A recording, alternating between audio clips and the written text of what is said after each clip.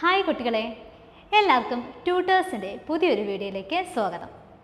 അപ്പോൾ ഇന്ന് നമ്മൾ കെമിസ്ട്രിയിലെ +1 ഫസ്റ്റ് ചാപ്റ്ററായ ബേസിക് കൺസെപ്റ്റ്സ് ഇൻ കെമിസ്ട്രിയിലെ ഒരു ചെറിയ topic laws of chemical combination, ഇതിനെക്കുറിച്ചാണ് നമ്മളിന്ന് ഡിസ്കസ് ചെയ്യുന്നത്. അപ്പം ഈ ലോസ് ഓഫ് കെമിക്കൽ കോമ്പിനേഷൻ, അപ്പം ആ പേര് തന്നെയുണ്ട്, ലോസ് ഉണ്ട്, അതായത് കുറേ നിയമങ്ങളുണ്ട്. അപ്പം ഈ ആറ്റംസും ഒക്കെ കമ്പൈൻ ചെയ്തിട്ട് മോളിക്യൂൾസും കോമ്പൗണ്ട്സും ഒക്കെ എന്ത് ചെയ്യുന്നുണ്ട്, ഫോം ചെയ്യുന്നുണ്ട്. ഇവർ ചുമ്മാ ഇങ്ങനെ ഫോം ചെയ്യാനല്ല, ഇവർ ചില ലോസ് ഒബേ ചെയ്തിട്ടാണ് എന്ത് ചെയ്യുന്നത്, കോമ്പൗണ്ട്സ് അല്ലെങ്കിൽ മോളിക്യൂൾസ് ഫോം ചെയ്യുന്നത്. അപ്പം ഏതൊക്കെ ലോസ് ഒബേ ചെയ്യുക അല്ലെങ്കിൽ ഫോളോ ചെയ്തുകൊണ്ടാണ് ഇവർ കോമ്പൗണ്ട്സ് ഫോം ചെയ്യുന്നത് എന്ന് നമുക്ക് ഈ പറയുന്ന ലോസ് ഓഫ് കെമിക്കൽ കോമ്പിനേഷൻ വഴി എന്ത് ചെയ്യാം, മനസ്സിലാക്കാം. ഓക്കെ, അപ്പോൾ ഇതൊരു 5 ലോസ് ഉണ്ട്. ഈ 5 ലോസിനെയും കൂടെ നമ്മൾ ഒരുമിച്ച് വിളിക്കുന്ന പേരാ എന്ത്, ലോസ് ഓഫ് കെമിക്കൽ കോമ്പിനേഷൻ. അപ്പോൾ ഇതിലുള്ള ലോസ് ഏതൊക്കെയാണെന്ന് ചോദിച്ചാൽ, ആദ്യം നമ്മുടെ law of conservation of mass, രണ്ടാമത്തേതാണ് നമ്മുടെ ലോ ഓഫ് ഡെഫിനിറ്റ് പ്രപ്പോർഷൻ, അടുത്ത് ലോ ഓഫ് മൾട്ടിപ്പിൾ പ്രപ്പോർഷൻ ഉണ്ട്, പിന്നെ Gay Lussac law of gaseous volume ഉണ്ട്, പിന്നെ അവഗാഡ്രോസ് ലോ ഉണ്ട്. അപ്പോൾ ഈ 5 ലോസിനെയും കൂടെ കൂട്ടിയാണ് നമ്മൾ എന്ത് പറയുന്നത്, ലോസ് ഓഫ് കെമിക്കൽ കോമ്പിനേഷൻ എന്ന് നമ്മൾ കോമൺ ആയിട്ട് വിളിക്കുന്നത്. അപ്പോൾ ഈ ഓരോ ലോസും എന്താണ് ഇതിൻ്റെ അകത്ത് പറയുന്നതെന്ന് നമുക്ക് എന്ത് ചെയ്യാം, ഡീറ്റെയിൽഡ് ആയിട്ട് സ്റ്റഡി ചെയ്യാം. ഓക്കെ, അപ്പം നമുക്ക് നമ്മുടെ ഫസ്റ്റ് ലോയുടെ പോയാലോ. അപ്പം നമ്മുടെ ഫസ്റ്റ് ലോ ആണ് law of conservation of mass. അപ്പം പണ്ടാണെങ്കിലും നിങ്ങളെല്ലാവരും പഠിച്ചിട്ടുണ്ട് law of conservation of energy എന്ന് പറയുന്ന ഒരു ലോ. പണ്ട് ഫിസിക്സിലാണെങ്കിലും കെമിസ്ട്രിയിലാണെങ്കിലും ചെറു ക്ലാസ്സുകളിൽ 8ാം ക്ലാസ്സിലൊക്കെ ആണെങ്കിലും നമ്മൾ പഠിച്ചിട്ടുണ്ട് അല്ലേ. അതായത് എനർജി ഒരിക്കലും എന്ത് ചെയ്യത്തില്ല, നശിപ്പിക്കാനോ ഫോം ചെയ്യാനോ കഴിയില്ല, അത് ഒരു ഫോമിൽ നിന്ന് മറ്റൊരു ഫോമിലോട്ട് നമുക്ക് കൺവേർട്ട് ചെയ്യാനേ പറ്റുള്ളൂ എന്നൊക്കെ നിങ്ങൾ പഠിച്ചിട്ടില്ലേ. അതേപോലെ തന്നെ സെയിം എക്സാക്ട്ലി സിമിലർ ലോ ആണിത്, law of conservation of mass. അവിടെ എനർജി പറഞ്ഞു, നമ്മളിവിടെ എന്ത് ചെയ്യുന്നു, മാസ് പറയുക. ഓക്കെ, അപ്പം law of conservation of mass എന്ന് പറയുന്ന ഈ ലോ പ്രപ്പോസ് ചെയ്തത് ആരാ, അന്റോണിയോ ലാവോയിസർ എന്ന് പറയുന്ന സയൻറ്റിസ്റ്റാണ്. ഏത് വർഷം, 1789 അന്റോണിയോ ലാവോയിസർ പ്രപ്പോസ് ചെയ്തതാണെന്ത്, law of conservation of mass. അപ്പം ഈ ലോ എന്താ പറയുന്നത്, matter can neither be created nor be destroyed. Matter അല്ലെങ്കിൽ ദ്രവ്യം എന്ന് പറയുന്ന സാധനത്തിനെ നമുക്ക് എന്ത് ചെയ്യാൻ പറ്റില്ല, ഉണ്ടാക്കാനോ പറ്റില്ല, നശിപ്പിക്കാനോ പറ്റില്ല. അതായത് നമ്മളിത് കെമിസ്ട്രിയുമായിട്ട് ബന്ധപ്പെട്ട് പറയുമ്പോൾ എങ്ങനെയാണ് പറയുന്നത്, നമ്മളൊരു കെമിക്കൽ റിയാക്ഷൻ നടത്തുക. അപ്പോൾ നമ്മൾ റിയാക്റ്റൻ്റ് ഉണ്ട്, റിയാക്റ്റൻ്റ് കുറച്ച് കഴിഞ്ഞ് റിയാക്ട് ചെയ്ത് എന്താവും, പ്രോഡക്റ്റ് ആവും. അപ്പോൾ ഈ law of conservation of mass വെച്ചിട്ട് നമ്മൾ എടുക്കുന്ന റിയാക്റ്റൻറ്റിൻ്റെ ടോട്ടൽ മാസ് എത്രയായിരുന്നോ അത് തന്നെ റിയാക്ഷന് ശേഷം പ്രൊഡക്റ്റിൻ്റെ മാസ്സായിട്ട് മാറുമെന്നാണ് പറയുന്നത്. അതായത് മാസിന് യാതൊരു വിധത്തിലുള്ള എന്ത് സംഭവിക്കുന്നില്ല, ലോസും സംഭവിക്കുന്നില്ല. റിയാക്റ്റൻറ്റിൻ്റെ മാസിൻ്റെ സമ്മ് കൂട്ടിക്കഴിഞ്ഞാൽ പ്രൊഡക്റ്റിൻ്റെ മാസ് കിട്ടണം, അവിടെ മാസിൻ്റെ ലോസ് സംഭവിക്കുന്നില്ല എന്നുള്ളതാണ് ആര് പറയുന്നത്, law of conservation of mass പറയുന്നത്. അതിനെ നമ്മൾ സിമ്പിൾ ഡെഫിനേഷനായിട്ട് പറയുന്നതാണ്, മാറ്ററിനെ നമുക്ക് എന്ത് ചെയ്യാൻ പറ്റില്ല, ക്രിയേറ്റ് ചെയ്യാനും പറ്റില്ല, ഡിസ്ട്രോയ് ചെയ്യാനും പറ്റില്ല. ഈ ലോയെ തന്നെ നമ്മൾ വേറൊരു പേരിലും അറിയപ്പെടും, എന്ത്, law of conservation of mass എന്ന് പറയും. ഓക്കെ, ഇനി എങ്ങനെ ഇത് നമുക്കൊന്ന് പ്രൂവ് ചെയ്യണ്ടേ, ഇത് ഒബേ ചെയ്യുന്നുണ്ടോ ഇല്ലയോ എന്ന്. ഓക്കെ, ഒരു എക്സാമ്പിൾ നോക്കിയേ. 2 ഹൈഡ്രജൻ മോളിക്കൂൾ ഇവിടെ കാണിച്ചിട്ടുണ്ട്, ഒരു ഓക്സിജൻ മോളിക്കൂളും ഉണ്ട്. ഇവർ തമ്മിൽ കമ്പൈൻ ചെയ്തിട്ട് എന്തുണ്ടാകുന്നുണ്ട്, വാട്ടർ മോളിക്കൂൾ ഫോം ചെയ്യുന്നത്. എത്ര വാട്ടർ മോളിക്കൂളാണ്, 2 വാട്ടർ മോളിക്കൂൾ. അപ്പോൾ ഇവിടെ ഈ law of conservation of mass obey ചെയ്യുന്നുണ്ടോ നോക്കിയാലോ. ഓക്കെ, നമുക്കറിയാം ഹൈഡ്രജൻ്റെ അറ്റോമിക് മാസ് എന്ന് പറഞ്ഞാൽ 1 ആണ്. അപ്പോൾ ഇവിടെ ഈ റിയാക്റ്റൻ്റ് സൈഡിൽ എത്ര ഹൈഡ്രജൻ ഉണ്ട്, മൊത്തം 4 ഹൈഡ്രജൻ ഇല്ലേ. അപ്പോൾ 4 ഹൈഡ്രജൻ്റെ മാസ് എത്രയായി, 4 അല്ലേ. അതുപോലെ ഓക്സിജൻ്റെ, ഒരു ഓക്സിജൻ്റെ അറ്റോമിക് മാസ് എന്ന് പറഞ്ഞാൽ 16. 2 ഓക്സിജൻ ആകുമ്പോഴത്തേക്കിന് എത്രയായി, 16 × 2 32 ആണേ. അപ്പം നമ്മുടെ റിയാക്റ്റൻറ്റിൻ്റെ ടോട്ടൽ മാസ് എത്ര വന്നു, 36 ആണേ. അതേപോലെ പ്രൊഡക്റ്റ് നോക്കിക്കേ, ആരാ, വാട്ടറാണ്. അപ്പം വാട്ടർ എന്ന് പറയുന്നതിൻ്റെ അകത്ത് നമ്മളിവിടെ സൈഡിലൊന്ന് ചെയ്യാവേ, വാട്ടർ അല്ലേ. വാട്ടറിൽ എന്തുണ്ട്, 2 ഹൈഡ്രജൻ, 2 ഹൈഡ്രജൻ്റെ മാസ് 2 ആണ്. ഒരു ഓക്സിജൻ്റെ മാസ് എത്രയാ, 16. അപ്പം 2 + 16 = 18. ഇതാണ് ഒരു വാട്ടർ മോളിക്കൂളിൻ്റെ മാസ്. അപ്പം നമുക്ക് പ്രൊഡക്റ്റിൽ എത്ര വാട്ടർ മോളിക്കൂൾ ഉണ്ട്, 2 വാട്ടർ മോളിക്കൂൾ ഉണ്ട്. അപ്പം 2 വാട്ടർ മോളിക്കൂളിൻ്റെ മാസ് എന്ത് വരും, 2 × 18 = എത്ര വന്നു, 36 തന്നെ വന്നു. അപ്പം നോക്കിക്കേ, റിയാക്റ്റൻറ്റിൻ്റെ രണ്ടുപേരുടെ മാസ് കൂട്ടിയാലും 36ആണ്, പ്രൊഡക്റ്റിൻ്റെ മാസ് കൂട്ടിയാലും എന്ത് തന്നെയാണ്? 36 തന്നെയാണ്. അതായത് ഇവിടെ മാസ് എന്ത് ചെയ്തിരിക്കുക? കൺസേർവ് ചെയ്തിരിക്കുക. മാസിന് ലോസ് ഒന്നും എന്ത് ചെയ്യുന്നില്ല? സംഭവിക്കുന്നില്ല. ഇതാണ് നമ്മുടെ law of conservation of mass. Okay, നമുക്ക് ഒരു എക്സാമ്പിളോട് ചെയ്താലോ? ഓക്കെ, വേറൊരു എക്സാമ്പിൾ നോക്കാവേ. CH4 നമ്മുടെ മീഥേൻ ഓക്സിജനുമായിട്ട് എന്ത് ചെയ്യുക? റിയാക്ട് ചെയ്യുക. റിയാക്ട് ആയിട്ട് ആരൊക്കെ ഉണ്ടാവും? കാർബൺ ഡൈ ഓക്സൈഡും ഉണ്ടാവും, വാട്ടറും ഉണ്ടാവും. ഓക്കെ, ഈ റിയാക്ഷനിലെ law of conservation of mass obey ചെയ്യുന്നുണ്ടോ നോക്കിയാലോ? കാർബണിൻ്റെ മാസ് 12 ആണ്, ഒരു ഹൈഡ്രജൻ്റെ മാസ് 1 ആണ്. അപ്പം 4 ഹൈഡ്രജൻ്റെ മാസ് വരുമ്പോൾ എത്രയായി? 12ഉം 4ഉം എത്രയായി? 16ആയി ആണേ. ഒരു ഓക്സിജൻ്റെ മാസ് 16. അപ്പോൾ ഇവിടെ എത്ര എണ്ണം ഉണ്ട്? 4 ഓക്സിജൻ ഉണ്ട്. അപ്പം 4 എണ്ണത്തിൻ്റെ മാസ് എന്ത് വരും? 16 × 4 64 വരും അല്ലേ? അപ്പം റിയാക്റ്റൻറ്റിൻ്റെ രണ്ടുപേരുടെയും കൂടെ മാസ് കൂട്ടിയാൽ നമുക്ക് എത്ര കിട്ടും? 80 കിട്ടും ആണേ. ഇനി അതുപോലെ നമുക്ക് പ്രൊഡക്റ്റ് നോക്കാം. കാർബണിൻ്റെ മാസ് 12, ഓക്സിജൻ്റെ മാസ് എത്ര വരും? 16 × 2 32 വരും. ഇത് രണ്ടും കൂടെ കൂട്ടിക്കഴിഞ്ഞാൽ കാർബൺ ഡൈ ഓക്സൈഡിൻ്റെ മാത്രം എത്രയായി? 44 ആയി അല്ലേ? ഇവിടെ എത്ര വാട്ടർ മോളിക്കൂളുണ്ട്? 2 വാട്ടർ മോളിക്കൂളുണ്ട്. ഒരു വാട്ടറിൻ്റെ മോളിക്കുലർ മാസ് നമ്മൾ തൊട്ട് മുമ്പ് ചെയ്തതാ എത്രയാ? 18. അപ്പം 2 എണ്ണം വരുമ്പോൾ എത്രയായി? 2 × 18 എത്ര വരും? 36 വരും. ഇനി എന്ത് ചെയ്യുക? ഈ പ്രോഡക്റ്റിൻ്റെ രണ്ടുപേരുടെയും കൂടെ മാസ് നമ്മളൊന്ന് കൂട്ടുക. അപ്പം എത്ര വരും? 80 വരും. കണ്ടോ? അപ്പം റിയാക്റ്റൻറ്റിൻ്റെ മാസും പ്രൊഡക്റ്റിൻ്റെ മാസും എന്തായി? സെയിം ആയി. ഇവിടെ മാസിൻ്റെ ലോസ് ഒന്നും സംഭവിക്കുന്നില്ല. രണ്ടുപേരും എന്ത് ചെയ്യുന്നുണ്ട്? Law of conservation of mass obey ചെയ്യുന്നുണ്ട്. അപ്പോൾ ഈ law of conservation of mass പറഞ്ഞത് എല്ലാവർക്കും ക്ലിയർ ആണോ? നമുക്ക് അടുത്തതിലോട്ട് പോയാലോ? രണ്ടാമത്തെ ലോയാണ് ലോ ഓഫ് ഡെഫിനിറ്റ് പ്രപ്പോർഷൻ. ഇത് പ്രപ്പോസ് ചെയ്തത് ജോസഫ് പ്രൗസ്റ്റ് എന്ന് പറയുന്ന ഒരു സയൻറ്റിസ്റ്റാണ്. അപ്പോൾ ഈ ലോ എന്താ എന്ന് പറഞ്ഞതിന് ശേഷം ഞാൻ അതിൻ്റെ എന്ത് ചെയ്യാം? എക്സാമ്പിൾ വെച്ചിട്ട് അതിൻ്റെ പ്രൂവ് ചെയ്ത് കാണിക്കാം. ഓക്കെ, ലോ പറയുന്നത് എന്താ? A given compound always contain exactly same proportion of element by weight, അല്ലെങ്കിൽ a given compound always contain same element combine together in the same proportion by mass. ഈ ലോയെ എന്തും വിളിക്കാറുണ്ട്? ലോ ഓഫ് ഡെഫിനിറ്റ് കോമ്പോസിഷൻ എന്നും പറയാറുണ്ട്. അതായത് law ഇത്രേ പറയുന്നുള്ളൂ, ഒരു കോമ്പൗണ്ടിൽ ഇപ്പോൾ സപ്പോസ് നമ്മൾ വാട്ടർ മോളിക്കൂൾ എടുക്കുക. വാട്ടറിൽ ആരൊക്കെ ഉണ്ട്? ഹൈഡ്രജനുണ്ട്, ഓക്സിജനുണ്ട്. അപ്പോൾ ഒരു കോമ്പൗണ്ടിലെ കോൺസ്റ്റുവൻസ് എപ്പോഴും ഒരു ഡെഫിനിറ്റ് പ്രപ്പോർഷനിലായിരിക്കും എന്ത് ചെയ്യുന്നത്? കമ്പൈൻ ചെയ്യുന്നത്. അതായത് നമുക്കത് എക്സാമ്പിൾ വെച്ച് ചെയ്യുമ്പോൾ കുറച്ചുകൂടെ മനസ്സിലാവും. നമ്മളിപ്പോൾ എന്ത് ചെയ്യാം? വാട്ടർ മോളിക്കൂൾ എടുക്കുക. എങ്ങനെയാണ് വാട്ടർ ഫോം ചെയ്യുന്നത്? H2 + O2 give 2H2. ഇതാണ് നമ്മുടെ വാട്ടറിൻ്റെ ഫോർമേഷൻ്റെ ബാലൻസ്ഡ് ഇക്വേഷൻ. ഹൈഡ്രജനും ഓക്സിജനോട് കമ്പൈൻ ചെയ്തിട്ട് എന്തായി? വാട്ടർ ഉണ്ടായി. അപ്പം നമ്മൾ നോക്കുമ്പോഴത്തേക്കിന് എപ്പോഴും വാട്ടർ മോളിക്കൂൾ ഫോം ചെയ്യുന്ന സമയത്ത് 2 മോളിക്കൂൾ ആരുണ്ട്? ഹൈഡ്രജൻ ഗ്യാസ് ഉണ്ട്. ഓക്സിജൻ എത്ര മോളിക്കൂളേ ഉള്ളൂ? എത്ര മോളേ ഉള്ളൂ? 1 മോളേ ഉള്ളൂ. അപ്പോൾ ഇവർ തമ്മിൽ കമ്പൈൻ ചെയ്തിട്ട് എന്തുണ്ട്? 2 മോളിക്കൂൾ എന്തുണ്ടാകുന്നു? വാട്ടർ ഉണ്ടാകുന്നുണ്ട്. അപ്പം ഹൈഡ്രജനും ഓക്സിജനും കമ്പൈൻ ചെയ്ത് വാട്ടർ ഉണ്ടാകുമ്പം എപ്പോഴും ഹൈഡ്രജൻ 2 മോളും ഓക്സിജൻ 1 മോളിലും, അതായത് ഇവർ തമ്മിലുള്ള റേഷ്യോ എന്തായിരിക്കണം? 2:1 എന്ന് പറയുന്ന റേഷ്യോയിൽ ഹൈഡ്രജനും ഓക്സിജനും എടുത്താൽ മാത്രമേ എന്ത് ചെയ്യത്തുള്ളൂ? വെള്ളം ഉണ്ടാകത്തുള്ളൂ. ഇനി നമ്മളിത് എവിടുത്തെ വെള്ളം എടുത്താലും, ഇപ്പം നമുക്കറിയാം വാട്ടർ പല സോഴ്സിൽ നിന്ന് എടുത്തിട്ടുണ്ട്. എന്താണേലും വെള്ളത്തിൻ്റെ ഫോർമുല എന്ത് തന്നെയാണ്? H2O തന്നെയല്ലേ? അപ്പം ഈ എങ്ങനെ എടുത്തെന്ന് പറഞ്ഞു കഴിഞ്ഞാലും വെള്ളത്തിൽ ഹൈഡ്രജനും ഓക്സിജനും കമ്പൈൻ ചെയ്യുന്നത് ഏത് റേഷ്യോയിലായിരിക്കും? 2:1 എന്ന് പറയുന്ന റേഷ്യോയിൽ തന്നെയായിരിക്കും. ഓക്കെ, വേറൊരു എക്സാമ്പിൾ പറയുകയാണെങ്കിൽ നമ്മുടെ കാർബൺ ഡൈ ഓക്സൈഡ്, കാർബണും ഓക്സിജനും കൂടെ കമ്പൈൻ ചെയ്ത് എന്തുണ്ടായി? കാർബൺ ഡൈ ഓക്സൈഡ് ഉണ്ടായി. ഇവിടെ നോക്കിക്കേ, 1 മോള് കാർബൺ, 1 മോള് ഓക്സിജൻ ആണേ. ഇവർ തമ്മിൽ കമ്പൈൻ ചെയ്തിട്ട് എന്തുണ്ടായി? 1 മോള് കാർബൺ ഡൈ ഓക്സൈഡ്. അതായത് 1:1 എന്ന് പറയുന്ന റേഷ്യോയിൽ കാർബണും ഓക്സിജനും കമ്പൈൻ ചെയ്താലേ എന്തുണ്ടാകത്തുള്ളൂ? കാർബൺ ഡൈ ഓക്സൈഡ് ഉണ്ടാകത്തുള്ളൂ. അപ്പം ലോ ഓഫ് ഡെഫിനിറ്റ് പ്രപ്പോർഷൻ എന്താ പറയുന്നത്?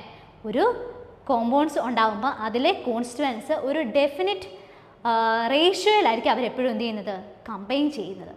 പറഞ്ഞത് എല്ലാവർക്കും ക്ലിയർ ആണോ? ഓക്കെ, അടുത്ത ലോയിലോട്ട് പോയാലോ. അടുത്തതാണ് ഗേ-ലൂസാക്ക് ലോ ഓഫ് ഗേഷ്യസ് വോളിയം. ഇത് പ്രപ്പോസ് ചെയ്ത് ആ പേര് പോലെ തന്നെ ആരാ, ലൂസാക്ക് എന്ന് പറയുന്ന ഒരു സയൻറ്റിസ്റ്റാണ്, 1808. ഇനി ഇവിടെ ഒരു ഫിഗർ കൊടുത്തിട്ടുണ്ട്. ഈ ഫിഗർ എല്ലാവരും ഒന്ന് ശ്രദ്ധിച്ച് നോക്കിയേ. നമ്മൾ ഫസ്റ്റ് ഒരു കണ്ടെയ്നർ എടുത്തിട്ടുണ്ട്, അതിന് നമ്മൾ ഹൈഡ്രജൻ്റെ ഗ്യാസ് ഫില്ല് ചെയ്തിട്ടുണ്ട്.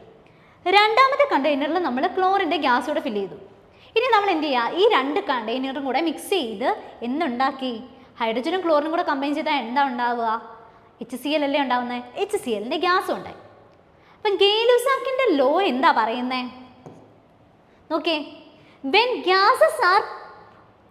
When gases combines or are produced in a chemical reaction, they do so in a simple ratio by volume provided all the gases are at the same temperature and pressure. ഈ ലോയെ തന്നെ വേറൊരു പേരിലും വിളിക്കും, law of definite proportion by volume. സംഭവം ഒന്നുമില്ല, സംഭവം വളരെ സിമ്പിളാണ്.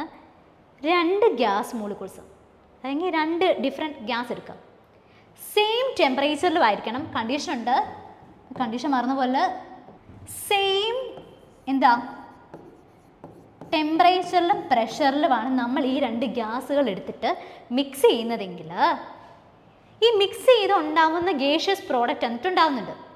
അപ്പം സെയിം ടെമ്പറേച്ചർ ആൻഡ് പ്രഷർ കണ്ടീഷനിൽ രണ്ട് ഡിഫറെൻറ്റ് ഗ്യാസസ് കമ്പൈൻ ചെയ്തൊരു ഗേഷ്യസ് പ്രോഡക്റ്റ് ആകുമ്പോൾ റിയാക്റ്റൻറ്റിൻ്റെ വോളിയങ്ങൾ തമ്മിൽ ഒരു റേഷ്യോയിൽ ഉണ്ടെന്നാണ് ആര് പറഞ്ഞത്, ഗേ-ലൂസാക്ക് എന്ന് പറയുന്ന സയൻറ്റിസ്റ്റ് പറഞ്ഞത്. ഇവിടെ ആണെങ്കിൽ ഇപ്പം നമ്മുടെ ഇതിൻ്റെ വോളിയം, ഹൈഡ്രജൻ്റെ വോളിയം 1 ആണെന്ന് എടുത്തെന്ന് വിചാരിച്ചു. വോളിയം ഇതിൻ്റെ വോളിയം 1 ആണ്, ഇവിടുത്തേൻ്റെയും വോളിയം എന്തായി, 1 ആയി. അപ്പം 1 വോളിയമുള്ള ഹൈഡ്രജനും 1 വോളിയമുള്ള ക്ലോറിനും നമ്മൾ മിക്സ് ചെയ്ത് കഴിഞ്ഞാൽ നമുക്ക് എന്ത് കിട്ടും, വോളിയം 2 ഉള്ള എന്ത് കിട്ടും, HCl കിട്ടും. അതായത് ഇത്ര മാത്രമേ ഉള്ളൂ. എപ്പോഴും എന്ത് ചെയ്യുക, ഇവരുടെ വോളിയങ്ങൾ തമ്മിലുള്ള റേഷ്യോ ഉണ്ടെന്നാണ് പറയുന്നത്. ഓക്കെ, നിങ്ങൾക്ക് വേറൊരു എക്സാമ്പിളൂടെ കാണിച്ചു തരാം. നമുക്ക് എല്ലാവർക്കും അറിയാവുന്നൊരു famous equation, N2 + 3H2 give 2NH3. ഇത് ഏത് ഇക്വേഷനാണ്? ഇത് നല്ല സിമിലാരിറ്റി ഉള്ള ഒരു ഇക്വേഷനാണ്. ഇത് അമോണിയയുടെ പ്രിപ്പറേഷൻ്റെ ഒരു ഇക്വേഷനാണ്. ഇതിനെ വിളിക്കുന്ന പേരെന്താ, ഹേബർ പ്രോസസ്സ്. അമോണിയ പ്രിപ്പയർ ചെയ്യുന്ന മെത്തേഡാണ് ഇത്, ഹേബർ പ്രോസസ്സ്. അപ്പോൾ ഇവിടെ നമ്മൾ നോക്കുവാണെങ്കിൽ ഇവിടെ നൈട്രജൻ്റെ ഗ്യാസ് ഉണ്ട്, ഹൈഡ്രജൻ്റെ ഗ്യാസ് ഉണ്ട്. ഇവർ തമ്മിൽ കമ്പൈൻ ചെയ്തിട്ട് എന്തുണ്ടാവുക, അമോണിയയുടെ ഗ്യാസ് ഉണ്ടാവും. അപ്പം നൈട്രജൻ്റെ ഗ്യാസ് എത്ര ഉള്ളൂ, അതിൻ്റെ വോളിയം എടുക്കുവാണെങ്കിൽ 1 ആയിട്ട് എടുക്കാം. ഹൈഡ്രജൻ എന്തുണ്ട്, 3 എടുത്തു കഴിഞ്ഞാൽ എന്ത് കിട്ടും, 2 വോളിയമുള്ള അമോണിയ കിട്ടും. അപ്പം ഇവരുടെ ഒരു റേഷ്യോ എത്രയായിരിക്കും, 1:3:2. നമ്മൾ ഈ വോളിയം എടുക്കുന്നത് നമ്മൾ അതിൻ്റെ കോഎഫിഷ്യൻ്റ് നോക്കിയിട്ടാണ്. അപ്പം നൈട്രജൻ 1 വോളിയം എടുക്കുക, ഹൈഡ്രജൻ 3 വോളിയം എടുത്തു. അപ്പം നമുക്ക് എന്ത് കിട്ടും, 2 വോളിയമുള്ള അമോണിയം ഗ്യാസ് കിട്ടും. അപ്പോൾ ഇവരുടെ റേഷ്യോ എത്രയായി, വോളിയത്തിൻ്റെ റേഷ്യോ 1:3:2. ഇതാണ് ആര് പറഞ്ഞത്, നമ്മുടെ ഗേ-ലൂസാക്കിൻ്റെ ലോ പറഞ്ഞത്. സെയിം ടെമ്പറേച്ചറിലും പ്രഷറിലും രണ്ട് ഗ്യാസസ് തമ്മിൽ കമ്പൈൻ ചെയ്ത് ഒരു ഗേഷ്യസ് പ്രോഡക്റ്റ് ആവുന്ന സമയത്ത് അവരുടെ വോളിയങ്ങൾ തമ്മിൽ എന്തുണ്ട്, ഒരു റേഷ്യോ ഉണ്ട് എന്നാണ് ആര് പറഞ്ഞത്, ഗേ-ലൂസാക്കിൻ്റെ ഗേഷ്യസ് വോളിയത്തിൻ്റെ ലോ പറഞ്ഞത്. ക്ലിയർ ആണോ എല്ലാവർക്കും? ഓക്കെ, അടുത്ത ലോയിലോട്ട് പോയാലോ. അടുത്ത ലോയാണ് ലോ ഓഫ് മൾട്ടിപ്പിൾ പ്രപ്പോർഷൻ. ഈ ലോ പ്രപ്പോസ് ചെയ്തത് നമ്മുടെ ഡാൾട്ടനാണ്. നമ്മുടെ ആറ്റോമിക് തിയറി ഒക്കെ കണ്ടുപിടിച്ച ഡാൾട്ടൺ ഇല്ലേ, ആ ഡാൾട്ടനാണ് നമ്മുടെ ലോ ഓഫ് മൾട്ടിപ്പിൾ പ്രപ്പോർഷൻ പറഞ്ഞത്. അപ്പോൾ ആദ്യം ആ സ്റ്റേറ്റ്മെൻറ്റ് ഒന്ന് വായിച്ചിട്ട് നമുക്ക് എന്ത് ചെയ്യാം, അത് എക്സ്പ്ലെയിൻ ചെയ്യാം. ഓക്കെ, ലോ പറയുന്നത് എന്താ, if 2 elements can combine to form more than one compound, the mass of one element that combine with the fixed mass of the other element are in the ratio of a simple whole numbers. ഇത് കണ്ടു കഴിഞ്ഞ് കഴിഞ്ഞാൽ വലിയൊരു ഡെഫിനിഷനായിട്ട് തോന്നും. പക്ഷേ ഈ definition കണ്ടിട്ട് ആരും ഒന്നും പേടിക്കൊന്നും വേണ്ട. ഡെഫിനിഷൻ സിമ്പിളാക്കി നമുക്ക് എന്ത് ചെയ്യാം. ഓക്കെ, അപ്പം ലോ പറയുന്നത് ഇത്രയേ ഉള്ളൂ. ഓക്കെ, രണ്ട് ആറ്റങ്ങൾ തമ്മിൽ കമ്പൈൻ ചെയ്തിട്ട് മോർ ദാൻ 1 പ്രോഡക്റ്റ് ഉണ്ടാവുക.